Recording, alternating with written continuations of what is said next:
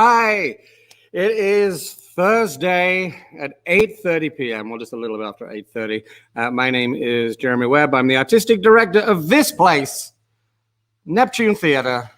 I love doing the show from here because for the first, 3 months of doing the show, I was in my basement, and now I'm not. I got out.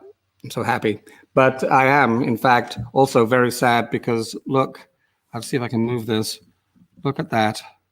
It's a thing of great beauty, not my forehead, the theater. And it is also incredibly, incredibly sad that I'm here by myself. I think I'm the only one in the building. That's okay. Just me and the ghosts. If at any point during this broadcast you see any spirits behind me, because I've seen them in the, like, what is that little, no, that's a door. Okay, that's a door. If you see anything, message me straight away. And we'll turn this into the Ghostbusters episode of the Leash. Anyway, I waffle on. It is particularly fitting tonight that we're on this stage looking in that direction because my three guests, not so long ago, in fact, were on this very stage and performing for the Neptune audience. Tonight, we hope that you will engage with us. If you have any questions for them, please feel free. We'll have a chat, have some fun, reminisce a little. So let's bring in my guests one by one with just a click of a button. They are actors Brandon Antonio, Julie Lumsden, and hooky Kelly Holiff. Hi. Hi. Hello. It's so great to see your faces. Thank you. Thank you for having us. Oh, it's so good to have you. I wish that you were still here in the building because who knew that those were, towards the end of our performance times. I don't want to dwell on the pandemic too much. I mean, we've talked about it for freaking months, but Peter Pan closed when? Was it the end of the first week of January? January 11th. January 11th. Right. And then people went off back to their lives. And then just 2 months later, here we are. How are you all? Just tell me where you are. I want to sort of see where you are in the world. Brandon? Yeah, I'm in Pickering right now. I'm at my parents' place. Yeah, things have been good. I moved back home shortly after returning from Halifax. Yeah.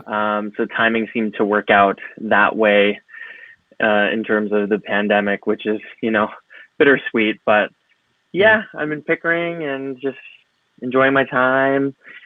Went back to work last week, so I get to get to the house a little bit, which is nice. So good. Yeah. Julie, where are you? I am in Niagara-on-the-Lake. Right. It's my last week here. I was able to spend the summer here, and then I'm going back to Winnipeg. Right. Mm-hmm. Well, and you're driving it, right? Yeah. Oh yeah, I have CAA though. Good. Don't worry. I was about to give you my CAA membership number, so I'll post it on the wall so that everyone can use it. Great, I don't know whether it works that way. And you were in Niagara-on-the-Lake because you were with Shore Festival, right? When things went down. Yeah, we were just about to head onto stage for rehearsals for Gypsy at the Shaw Festival. Wow. When all this came down, and then we did 2 months of Zoom rehearsals for our season, and then the Shaw Festival transferred our equity contracts into what we called an ECOS contract. So it was education and community outreach specialists. So we worked on content for donors, we worked on the Showbiz cabarets, and different facets to kind of keep our audience and our patrons and our donors and our community in touch and engaged. And that has been how I've spent my summer, and it's been really, really great to be able to be part of something and be connected to these amazing people in this amazing community. Yeah, I mean, it's fantastic that the Shore Festival could do that, and were in the unusual position of having bought a couple of years ago pandemic insurance or something like that. Wild. Which is insane. And it was just purely because Tim Jennings at the festival was concerned about, actors always going down with the stomach flu and it taking a whole show down during Tech Week or whatever. So, I mean, very wise, very wise. Of course, now you can't buy that insurance ever again. Kelly, how are you doing? I'm good. Yeah. I'm in Toronto. I was in Edmonton doing your show, Noises Off, Okay. I know. Sorry. which came to an abrupt halt. Yeah. But yeah, I'm doing pretty well. I'm like I think like most of us, I'm usually not here in the summer. So I'm, even though we can't really see too many people, I'm enjoying a summer. I'm enjoying like seeing like sunsets sometimes, not, it's sort of a bit of a luxury. I mean, it's really the only way I can go. Yeah. So I see the positive.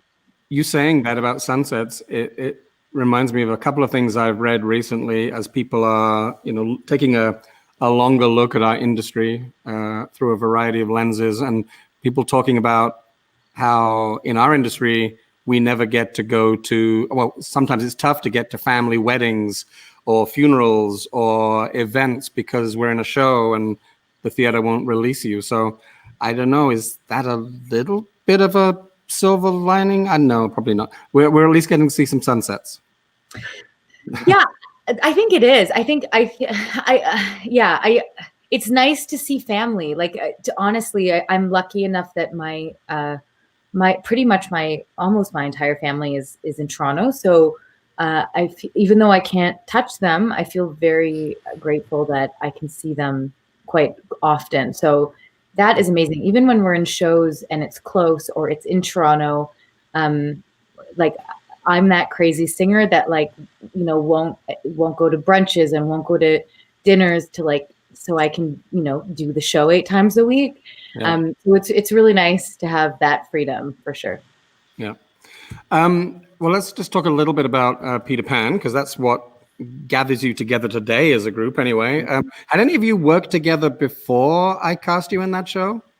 Did you know each other at all? I think we knew of each other. Yeah.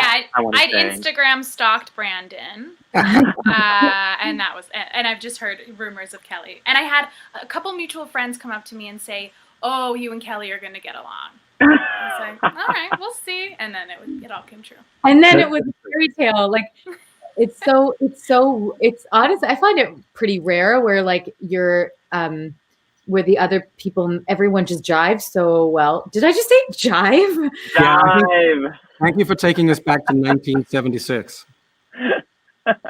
Next. I mean, here you all are. There's the entire. There we are. I don't know that that's everyone. I'm not going to do a head count, but that was on opening night, and sometimes people sneak out. Look, there's Ryan Rogerson's beard sitting next to me. I love him so much. Yeah, I miss him. He's not deceased. He's totally fine. He's here in Halifax. Cool. And then of course, look at that. What a good-looking group, honestly. I got a bunch of these. Here's one. Cute. Oh my god. Adorable. Nectar. All right. But then the reason I brought these photos forward, because you were just talking about, jiving, whatever that means. And there you are. Ah! Look at that. Look at those shoes on both of you. Oh my gosh. Yeah. Oh, okay, we're going. But you two weren't the only one that cleaned up nice that night. Oh, Becca. Oh, good shot. Uh-huh. Okay. Yeah, and then there's this one, of course. Yeah. Oh my God, I don't remember any of this. No, you wouldn't. Another life. No, another life. It was another life. Honestly, another lifetime. So you're right. I mean, I think I've spent a couple of years now here at Neptune, bringing groups of people, sometimes that know each other a little bit or a lot, and lots of new faces together to do a show. And I'm always a little nervous, but then I'm yet touch wood, to be disappointed with watching how these groups of people interact and respect each other and get on and just create the energy that eventually the audience sees. So it's really cool to see that, and thank you, the three of you, for doing that. Of course, the interesting thing is we got to work. We put you to work pretty much straight away, because we as soon as you arrived, we did the little photo shoot. Look You at can that. feel the chemistry. Yeah, a lot of chemistry there. I think that wasn't that on the first day of rehearsal. Yeah, Yeah. probably. Yeah, easily. And then, of course, I like to sneak into all my photos. Yes. Yeah. And that's like unedited, that one. Yeah, that's unedited. We are that pretty. Mm-hmm. Yes. Did you notice I said we? Yes. What was it? What's Brandon? Tell me about your Lost Kids. What do you remember about that motley crew? Oh my gosh, they were the best. They were the best. It was such it was a nice change of energy at that point that they're introduced into the show. Mm-hmm. Because we were already introduced to the pirates at first, and then goes into the bedroom with the kids, and then going back and forth between that, and then once the Lost Kids are introduced, especially with the song we got to perform, Superstars. Yeah. It was so great because it was a nice change of energy, and you really got to see like individual personalities pop up, like we did with the pirates. And that was from what I remember from the rehearsal process, that was like one of the first things we did as a group, as a collective, with you and with Stephanie. Was we really got into the characters of these lost kids, and everyone had their own they had their own identity, which I think was very cool, and I think that's something that obviously needs to come through in any kind of performance. Yeah, I miss them so much. To the point where I often get what I want. So let's see if any of them. Oh my god! Am I missing anyone that's here yet? No. Look at that. What a surprise! Oh my god! Avery, Jean, Polly, Julia. I see Julia all the time because she's in the building. She works for us at Neptune, so, and she's been hard at work educating young people. For the whole summer, doing summer camps in a pandemic, which is fantastic. Julie, let me just lose that logo out of your face. How are you three doing? Great. Good. It's so good to see your smiling faces. So nice to see Look at all of you. So we just saw a picture there, you three, of in that net that you spent a lot of time in the rehearsal hall. You want to tell me a little bit about what that was like? Uncomfortable. Yeah, I think I almost fainted like twice, 3 times. Yeah. You were also wearing like a top hat and like a wool coat and 4 layers underneath. It's a very hot net. Yeah. Yeah. I was pretty okay temperature-wise because I was on the outside, but I was standing right next to Christopher Vergara, who I think is the sweatiest working actor in show business. That's his equity name, actually. That's not his equity card. And I remember I would reach over and just like put my hand on his back at one point and just like steady myself. And a few times I would touch not even his real hair, but his wig. And it was just drenched. And I was like, we just started actually, man. How did this? We haven't You even just moved. put this wig on again. I actually loved the net because I formed a very dear friendship with, everyone, but a particular friendship with Jeremy Leggett, and his actual face is still the background of my phone, terrifyingly. But we used to tickle each other in the net and try to just get the other one laughing, and it was a lot of fun. So I love the net. Can you just show me that photo again? Yeah, it was a horrifying picture from New Year's Eve. Oh my God. You think he looks like Julia Child? Yeah, or like, yeah, like Mrs. Some kind of Doubtfire? terrifying. Yeah, some kind of really bad, like when she has the cream all over her face. But yeah, it's like prosthetic. Yeah, he has me on his phone as well, so it's a mutual love. Okay, good. It's really great to see you three as well. You're all doing okay? Do what I can. Yeah, basically. Cool. So I don't know whether the rest of you know, but Fally was in Nova Scotia for the majority of the pandemic. And you were here with your sister, right? Mm-hmm. Yeah, my sister lives there, my sister and my brother-in-law. So yeah, it was really nice. I mean, granted that we were out in, not the boonies, but out in Mount Uniacke, so not quite Halifax, but it was really nice being there. Get me someone like Joseph Zeta. Hello, friend. Hi, Yeah, real thing. Joseph. Nice to see you all. Good to see you too. Now, for those watching, we're not going to add the entire cast, and shortly I'm going to throw these 4 people away and get back to the contracted artists before their agents text me about screen time. Yeah, Bruce is actually trying to call me right now. Hi, Bruce. Sorry, Bruce. But it's, how are you, Joseph?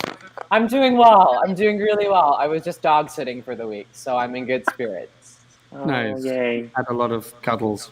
Lots of cuddles, lots of walks, lots of time outside with the little Labradoodle. Yeah. Cool. I've got so many jokes I want to make right now, but we're live on now. The perfect time. We'll save it for the after party. Exactly. Joseph, tell me your memory. It's going to be awkward because she's right there on the screen just above you. What's it like attempting to share the stage with Kelly Holiff? Oh my You had to do it a lot. Well, Yes, You what's have to- it like? you frankly have to let a star do their thing. And Kelly was so great at just being like, here you go, Joseph, go free, be a star. No, I'm kidding. No. All kidding aside, I learned so much from watching Kelly, truly.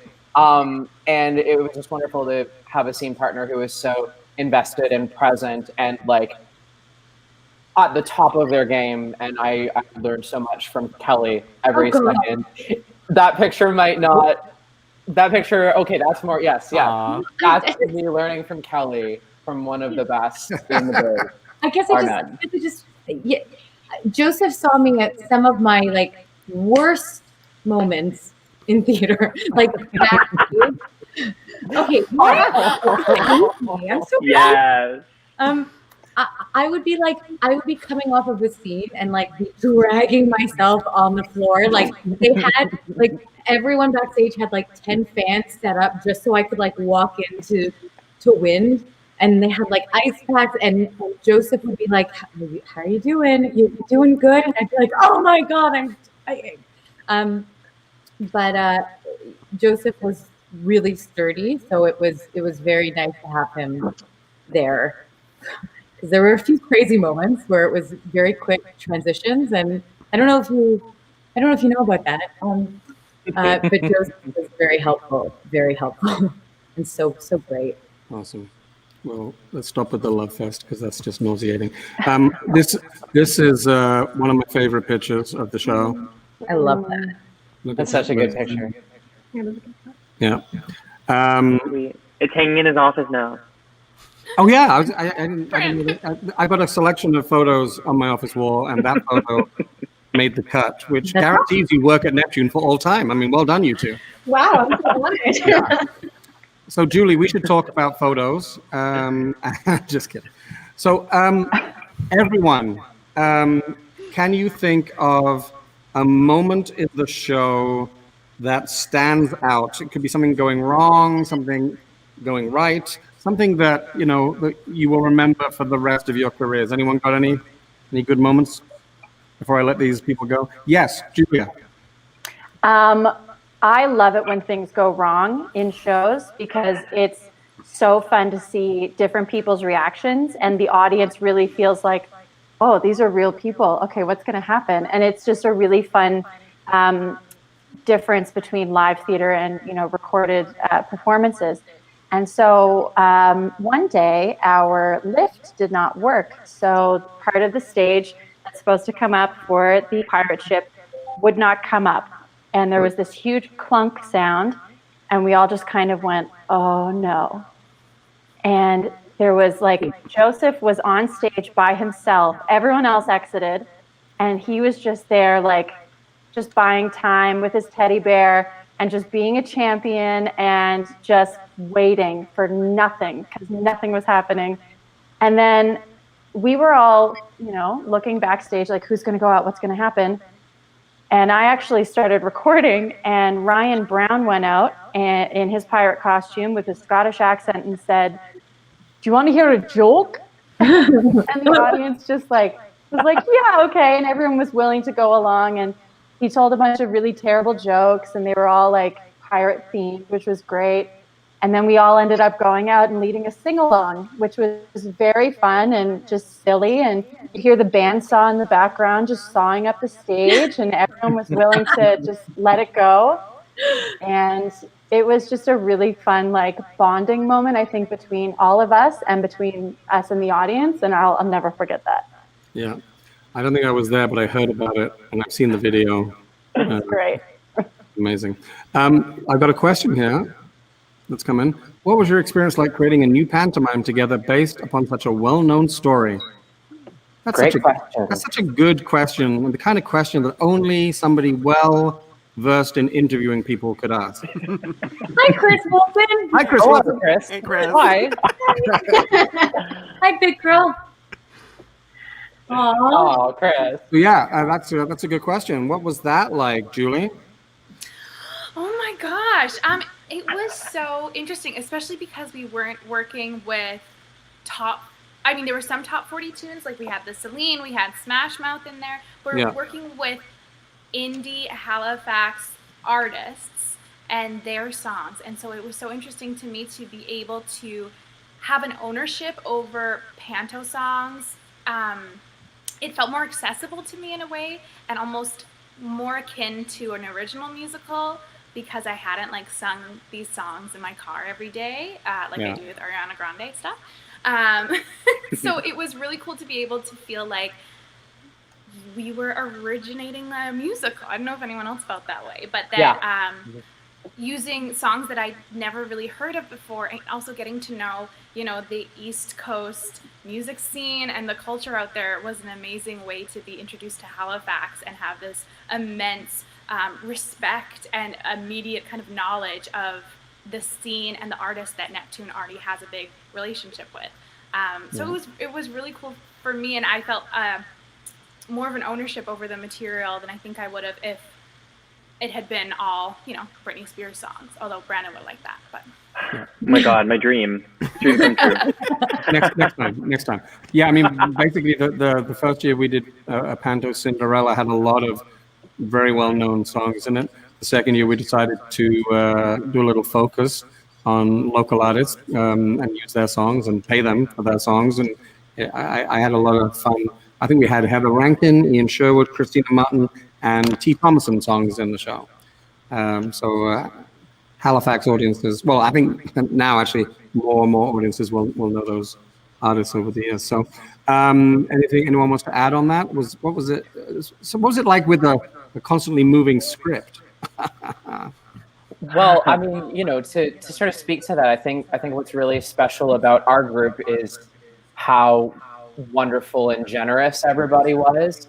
There was a really special energy those first couple weeks of rehearsal, and I think we kind of just jumped into the material and made offers and supported each other in the offers, and were willing to fly with whatever script changes were coming our way, and brought ourselves fully to the show up until the last couple changes on those last couple days before we opened. And I think that spirit stayed through the entire run, and I think we just were all game to play and game to give of ourselves fully throughout the entire run, and that was really special for me.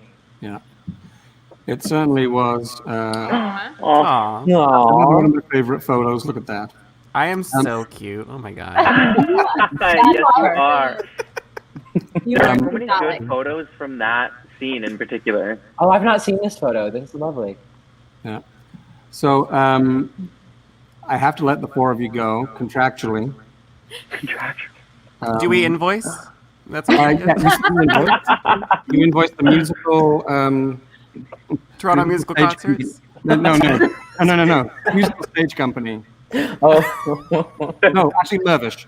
Can you invoice Mervish? oh I'll wonderful. just see you at work. Yeah. Good work. Let's get my kids into a camp, will you? I'll try. All right. Thank you for popping by, you four, and for doing a little surprise. It's so lovely to see you, and I will chat to you again very soon, I hope. And I can't wait for the day when we can all be together again. Thanks for Broadway having me, remount. Emily. Yeah, rematch. Yes. Now it's going to be awkward while I let people go one by one, and people are left here having already said goodbye. So just look awkward. Everyone, look awkward. I'll take my hair down. I better be last. Oh, I was. Yay. So great to see you. What a great surprise. Yeah, I know, that was so special. Oh my gosh. but it's Who's good to. next? Well, no, it's good to see that the four people in your cast that actually like you and wanted to show up. That's fair. I mean, none of the pirates came. I mean, oh, yikes. That's It's really, when you think about it, Yeah, when you think like that. Thanks for bringing the hair down. of course. I think that deserves a. Hold on, there we go. We got the full. Gorgeous. There we go. It's actually filthy, but thanks, guys. Yeah. Okay, that's enough of that. Brandon, will you tell me a little bit about your flying experience? Oh, yes. Oh, that was a wild ride. I had never done anything like that before. But it was so much fun. I was, it started off, I started off fearful. Just because I do get a little, like sensitive to like motion. Yeah. And like a little bit motion sickness. So there were times where there were like some quick drops that I was like, oh my, I like felt my stomach turn. But Oh no. I quickly got over it because, you know, I was like, I have to do this 8+ times a week. And as uncomfortable as the gear was that I was wearing underneath my costume, it again, like after a few weeks, it just became like second nature, and I just got used to it, and I got used to moving and just like living in that state of being with all, like you can't even tell underneath the costume that there's like this whole like contraption of belts and strings and wires and everything. Like they did such a good job of making it look seamless. But It really was. But it was what was interesting. I knew what was underneath your costume, and when you were first rehearsing the scenes after you then added the harnesses into your lives, it was very interesting watching. I think you all had to, Julie, you too, you had to get on the floor and crawl as part of your action. Suddenly you're wearing a harness that was wrapped in places that harnesses should not be wrapped. Listen, and I've acted with the corset on. I've acted with high heels. Like, we know how to maneuver around these things. I remember the first day that we put them on, me, Jeremy, and Joseph, we had this, like, running around bunk beds and jumping and sword fighting. And, like, at the beginning it was like, great, we can do that so quickly, and then we get into the action. And the first day, we were walking like cowboys because it splays your hips open so wide. You can't sit down. I felt like I was walking like when really pregnant women kind of waddle. That was how I was walking. And to try and be like anything childlike or like light on my feet, it took a while. There was a definite learning curve. Yeah. It was a learning curve, yeah. I remember seeing it, and then coming to the play again towards the end of the run, your bodies had just got used to allowing or giving extra space for that. You were stretching around the harness. Exactly. And that sounds weird when I say it, but yeah, it's interesting to watch. There was also quite a bit of action that had to go on. Tell me about this moment. Oh, yes. You got to buckle your swash there, you two. The swash was buckled. It really was. Julie and I, all three of us, we got very, very close during this run. And Julie and I don't know if we've ever done that fight scene with like a straight face. Like, I don't know. It was like, I could not. That was the one time in the show, no matter how focused I was or anything, like right before that, coming in, we'd storm in and we'd all go, rawr. I think it was because Ryan was right behind me and would just be in character saying things.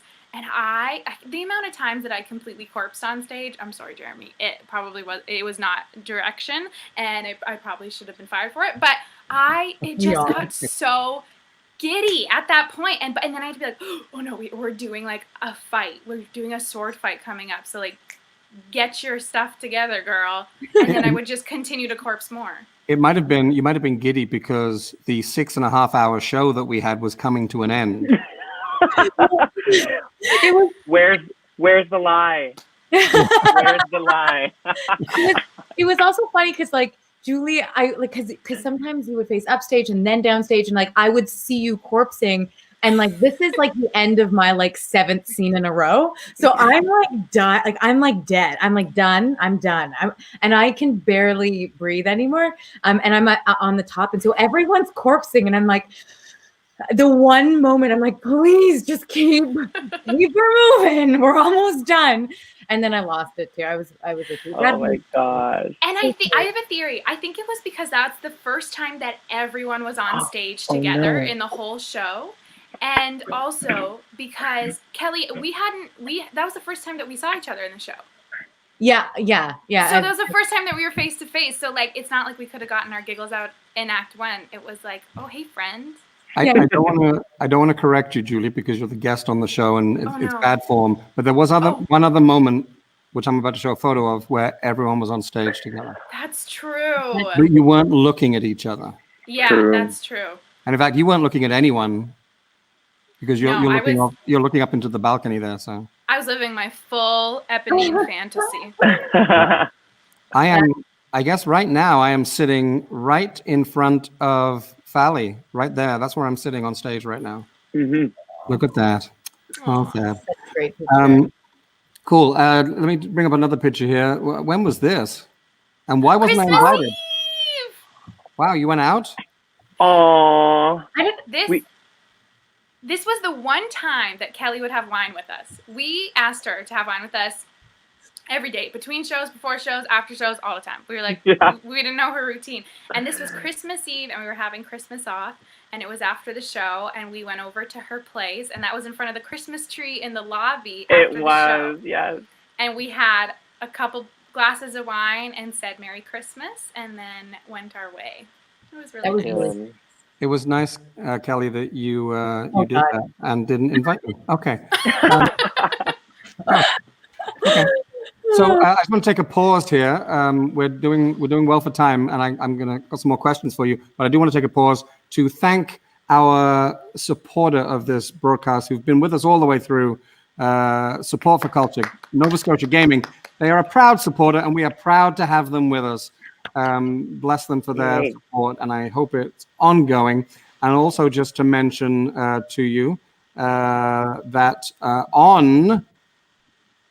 It doesn't say the date on that thing, but on the 25th, I believe. No, the 24th of September, Neptune is hosting the Neptune Theatre Fly Again Telethon as we start to try and dig ourselves out of this pit of despair that the whole industry has been pushed into by COVID. And we will be hosting a telethon with great performers. Bette McDonald, comedian, local acting guru, comedy god, is an icon and great friend of ours, is going to host, and we can't wait to have her there. And just to mention at this point as well, in case I don't get a chance at the end of the show, tomorrow night we have a bonus episode. Episode 49 is a one-on-one with none other than Troy Adams, and that should be a lot of fun at 8:30 here. Now I'm going to come back and let's see. Now, where did somebody stole Brandon? He flew away. He flew away. Well, you know what? He'll come back. We'll see him in the mirror. I hope he's not doing anything. I hope he's okay. So you two, I know that I know now what you both went off to do after the show, and I know sort of where you are now. What I want to know is when a show like that. Oh, hi, Brandon. I'm sorry, someone started playing music and I had to tell them to be quiet. We thought you just decided, that's it, I'm done. I'm out. So when you do a show like this, for people that are watching that are not in our industry, and you come together from different parts of the country and you land in a city, was this all of your first time in Halifax, or at least working in Halifax, or you've been in? Yeah. Right. So yeah. Do you like check out what the city's like, what you're going to do, or are you just, work centric? How does that work as an actor? Julie, do you want to go first? Yeah. I came in. Brandon, were we on the same flight? We were. Yeah. We were. And so I flew from Winnipeg to Toronto, Halifax, and I was the last one on the flight. And so I was like, oh gosh, there's probably people on here who are going to be like, oh, she was so late and now I'm going to go do a show with her. But I don't think Brandon saw me. But we got off and I immediately met David Light, who was coming from Toronto, and Brandon. And was there someone else in our car? Was it Jeremy? I think Jeremy was in our car. Yeah, and so not, the three not of me, us, Jeremy, the other Jeremy. Yeah. Yes, and the three of us got in a car and we just met each other and was like, I guess we'll see you tomorrow at rehearsal, and got dropped off at our respective little places that we were staying. And I have to say, we were in Halifax for a longer time than I'm used to in terms of like regional contracts, because we got there like beginning of November and ended the first week of January. Yeah. So I was living on Gottingen, and I had the best time in that neighborhood. I went and got my hair cut, and there's bakeries and coffee shops, and I got Brandon to come to some spinning classes with me because I just fell in love with this spinning studio, and I really felt like I was like, oh, I could just live here forever. Like this could just be my life. Walking past the Citadel Hill every day, it was dreamy. It was such a beautiful balance of life and work, which I think is hard to find when you're kind of dropped into a city and expected to, work and live. And I think that Halifax was such a beautiful place to do that. And because we were there over the holiday times, like we spent Christmas Day together and went and saw a movie, and we had New Year's Eve together, and it just, I think, brought us together as a cast in a really special way. I always get concerned now that I'm in this job, when you bring people together for a show that's going to take place over traditional holidays, whether or not you celebrate those holidays, it's certainly a time when people are used to being off work, and or everyone disappears. And so for people that are in from out of town, I always wonder. I don't wonder really, because I know what goes on, but and people come together and look after each other. But it always concerns me that somebody might be, on their own over a holiday season. So I'm glad that you all did that. I wasn't that concerned. I didn't invite you to my house. You did. Did I? Yeah, you said if anybody wants to come over, come on over. We had a little orphans brunch, and we had mimosas, and I hosted it, and I felt like I was doing my mama proud. Yeah. And then we went and walked to the movie theater, and then nice. and then we went for food afterwards. We went to Korean barbecue. We did. Oh wow! Oh well, It was a good. good day. It was a full day. There's some messages that come in. I just want to one of your beloved stage management team. Oki. So, Jeremy, Oki was our accomplice in our intermission shenanigans in the hallway. He witnessed every single time. So every single time I came out of my office and I thought something was slightly different, and you changed all the posters in the corridor, that was all of you. Yeah. Thank you for confessing that only a week ago, because I actually thought I was losing it a little for the entire run. And then also, I knew I was party to this thing. Where is it? Let me see if I can find the photo. Hold on. I shouldn't have said anything until I could find it. There we go. You Oh took over my yeah. office. There's Brandon going through the general audition files and deciding who to cast. That's the 2020 mood right now. That is Yeah, that is actually no. Becca is smiling way too much for that to be a 2020 smile. That's not a 2020 smile. And also as here we go. Look at this. Joseph is correcting me. Julie hosted the most wonderful Christmas day. Aw, thanks, Joseph. Amanda Campbell says she can't wait for you all to come back to Halifax. It makes me so happy when people love it here. Yes, indeed. And now it's just turning into a love fest again. I love it and love it when that happens. Doesn't make great TV, but I love it when it happens. Here's another question. I was inspired by the gender bending of the role of Hook. How did that play into the dynamic between Wendy and the captain? Interesting. Or actually, even the dynamic of any of the characters, really. I mean, did it have much of an effect, Kelly, do you think? I think it absolutely did. Felt like it felt so badass. I mean, shoot, I'm not supposed to swear, but You're allowed to say badass and shoot. It felt like it just felt like it was time. Like why not? And it certainly made the dynamics feel different. I thought the fight with Wendy and I at the end was, I think, really important, actually, even though we were laughing through it. And like, I don't know if we ever got it right once.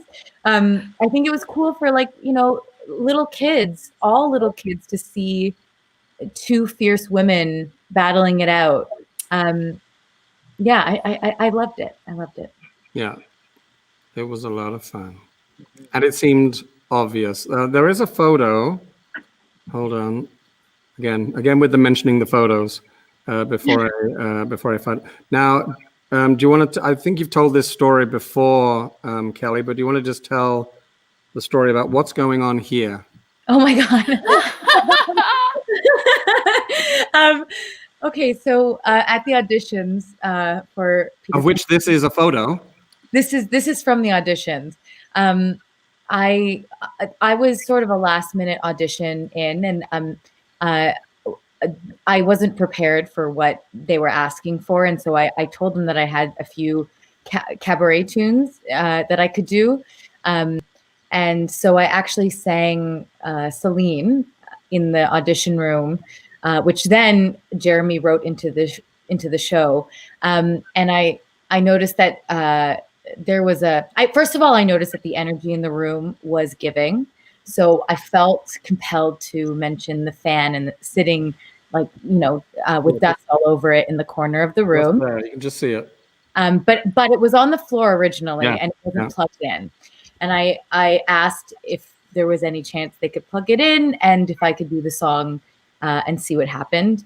And then it ended up turning into a whole thing.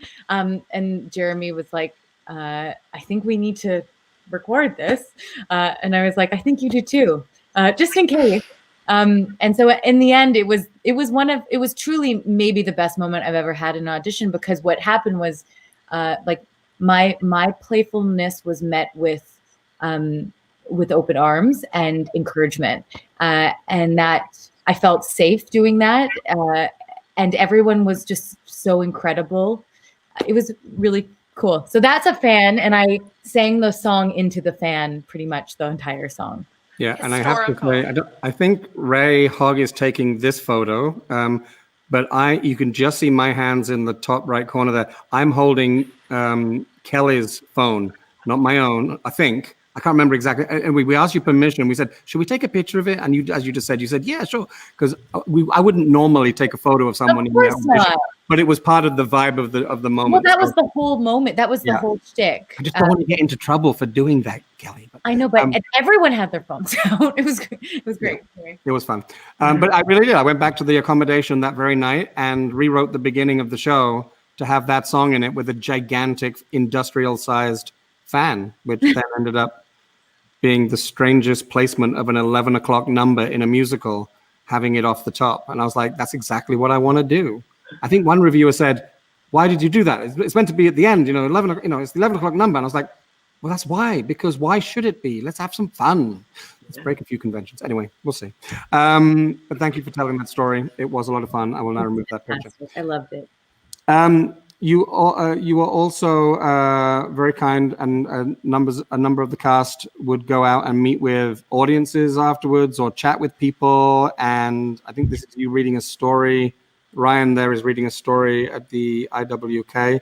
What I've noticed over the last few years is that we've been blessed by having actors that come into town that are willing to actually get involved in the community, whether it be meeting people or just even after the show, sending video messages to people, Can I just interject here? I think that's what I really love about working with Neptune was that they took the opportunity to integrate us into the neighborhood and the community. I felt like, even though I had never been, I've been to PEI, I have never been to Halifax. I felt like I was at home probably the first week, and I'd barely seen any of it yet. But there was that parade. Neptune makes a really, really, they make an effort to connect their actors and their community with their audiences. And I love that. I think it's fantastic. Thank you. I'm getting a little concerned about the fact that you are now sitting in a darkened. I'm going to turn on the light. Everyone, hang on. Talk amongst yourselves. Okay, we will. You don't have to cover us up. We can't see you anyway. She's doing a quick change. She's gonna do a full costume change. This is a good opportunity, actually. I just wanted to look at these photos because I think it's also important for the audience here that have seen you in a show here to then also understand that you've got vibrant, very exciting careers going on before, during, and after being here. So let's look at some of these. Oh, is that what is that? Is that what I think it is? What do you think it is, Jeremy Webb? Well, okay, but if I'm wrong, is it embarrassing if I'm wrong? I think it's Eponine. Ding, ding, ding. Am I right? Yeah, so that was Les Mis at Rainbow Stage, which is I still wanted to be in that show. Oh, it was so great. A semi-open air venue in Winnipeg, Manitoba. I think it just passed its 65th season. And like childhood dream, and then that show came along, and that was like childhood dream, life dream made. And it was a mostly local cast, and it's a 2,000 seat theater. And one day, that was during On My Own, and one day during On My Own, there was a big thunderstorm with like a prairie thunderstorm, hardcore rain, lightning, everything. And right at the apogee, that I have never known, break. Oh, hello. Right at the break, there was a thunder crash. And it was the coolest nature and music and everything coming together in that moment. Like, that is burned into my brain as the coolest moment I've ever had performing. And yeah, that was those kind of nature-based memories in theater are amazing. A 20-second story, because the same thing happened to me when I was very young and I was doing a Shakespeare play. I was actually 30 years and 35 pounds lighter playing Hamlet, and we were doing a production in a big renovated church, and I was doing the soliloquy, and the whole city's power went out, and so we had 150 people, 200 people in this gigantic church hall in Cambridge, England, and I just stood there for a second, and then one by one, everyone started turning on their bicycle lamps, because in Cambridge you bicycle everywhere, and suddenly I was lit by all of these bike lamps around the auditorium, and we continued with the play. And it's like one of those moments, like you're saying, where it becomes a big experience. I want to look at another photo here. Let's see if I can guess the role here. I'm going to say, I really don't know. I haven't prepared for this, but I'm going to say that's Mamma Mia. That's Mamma Mia. That's Mia. That's Mia Sky and Mamma Mia at the Globe in Regina, Saskatchewan. Yeah. That was my professional debut. Whoa, really? Yeah. In, I want to say, end of summer of 2018. That was, yeah, and that was with Steph Graham, who directed and choreographed it. And it was so cool because it was in the round. It was Mamma Mia in the round, and we were like, "What?" I mean, at least I was. But yeah, a very cool experience and a great show to make my debut in, and in such a cool format. Like in the round, it was, you know, it had its ups and downs, but we figured our way out. And yeah, that was my first time being away from home for such a long time, because I even went to theater school in the GTA anyway. Right. So it was a lot of firsts, which was great. Cool. That's really cool. We did that show here, and so that's how I knew it was that show, because it had the same vibe about it. The same, you know. Greek. I did it with like Matt Rappy and Natasha as well, who were in the Neptune production. So they went like, I think it was like, I want to say like 6 to 7 months or something, like straight Mamma Mia. Yeah, wow. They did. They really did. Which is insane, but I mean, like, what a fun show to do for that amount of time. Yeah, I mean, I have those songs stuck in my head, having just done it here for those number of months that we did it. Although it could have ran forever because it was so popular. Okay, Julie, you sent me, Kelly, you sent me a bunch of photos, and here's one. Explain, which one do you think I'm going to show? I don't know. Okay, well, I hope the most embarrassing. No, I'm actually going to show the cutest, and also because this photo gives me like the most musical theater nerd excitement. Now she knows. Oh, I know. Aww. What is going on in that photo, Kelly Holiff? Sweet Colm. I work with Colm. He's in Ireland right now. Actually, he moved about 2 years ago. But I used to tour with him when he was in Canada, doing his like concerts. I was his guest, and we became like pretty close. And he's one of the best human beings I think I've ever met. He was like just someone that truly is like a champion of mine, and he's always so supportive and checks in, and he's been a foundation for me, which is incredible. Very lucky. Isn't it strange how life connects people? Because 18/19-year-old Jeremy, first discovering that there was this city just an hour train ride away called London. I knew it was there, but it had all these theaters in it, big theaters, and they did these big shows that I'd never seen. And I would go as a late teenager and line up for return tickets to see Phantom and Les Mis in the West End in the late 80s, the mid to late 80s, and see that man and everyone else that came after him in those roles. So it's so strange that there's now, not one degree of separation to my own childhood.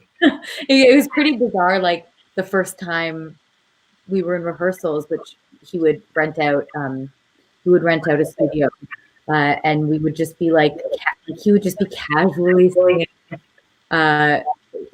What's the famous song? I'm the worst theater person. What's that song? Bring Him Home. Bring Him Home. Yes. It's like casually, like he'd just be like, no, not even really trying, and it was flawless every single time. Like he taught me a lot about performance and performing, and yeah. I thank you for sharing some photos.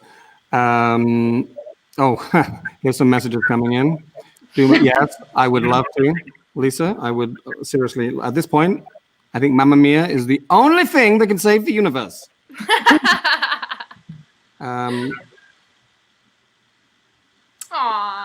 You know what? I would pay serious money for that too. So would I. Yeah. An equity contract? Would you pay an equity contract? That's pretty serious. See, I've done nothing but offer people jobs during the whole of this talk show series. So I'm going to have to go back and watch them all and make a list Yeah, good of luck. what I've promised people. I mean, I think I offered Brandon 6 shows the last time he was here. So, what's this? Is it Kelly's Mrs. Potts costume? Oh, that's a good photo. It's That's a good photo. I don't have that photo. I mean, I've seen it, but I don't have it.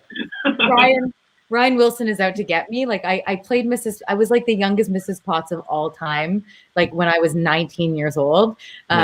And Ryan Wilson found a photo. I thought the evidence was burned, but he found a photo, like went way back in my Facebook, and now he just haunts me with it and posts it everywhere. He's making t-shirts. Sure. I've got a tattoo. And every time I bend over, you pour tea. Anyway, so Goodbye. this is why I should look. I'm blushing. This is why I should not be allowed to host a show. All right, look, our time is almost at an end, seconds away. I want to say a couple of things to the three of you. Thank you for being here tonight. But more importantly, thank you for coming and spending those months of your lives with us doing Peter Pan. It was such a fun experience, despite the challenges that we had putting the show on and the physical pain that you had to endure, all of you. But you know, having you, the whole company, but having you here and sharing your joy and your talents and your heart and your energy just really was special. And I look back on that time very fondly, and I look forward to that time again very fondly, because we will come back. So just thank you very much from the bottom. Was that a job offer? Was that It's a freaking job offer. Another one. Another one. I'm just handing out. You get a contract. You get a. Sorry, what are you doing over there? That was handing out. Okay, that's what. Yeah. Okay. All right. So you three stay exactly where you are. Don't go anywhere. I'm going to play the end titles in a second. Thanks for watching tonight, everyone, and for welcoming my guests.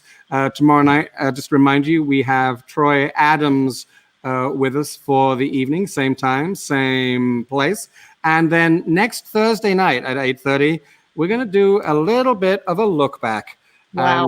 When I saw this graphic today, I kind of freaked out.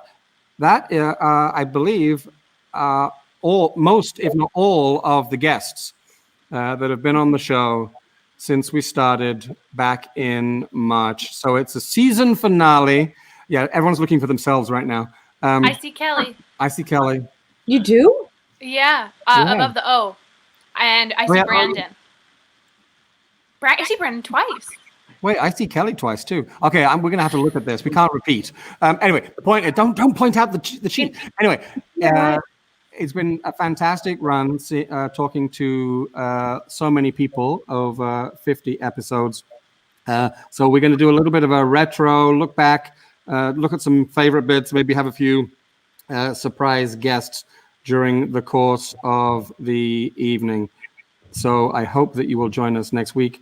And soon we'll be making some announcements about some activity that is happening as I speak in the Neptune building, as we try and keep you entertained, even though our season is postponed until next year. So thank you, the four of you, for being here. Good to see you. Stay exactly where you are so I can say goodbye off camera. And thanks everyone for watching. We'll see you tomorrow night. Take care.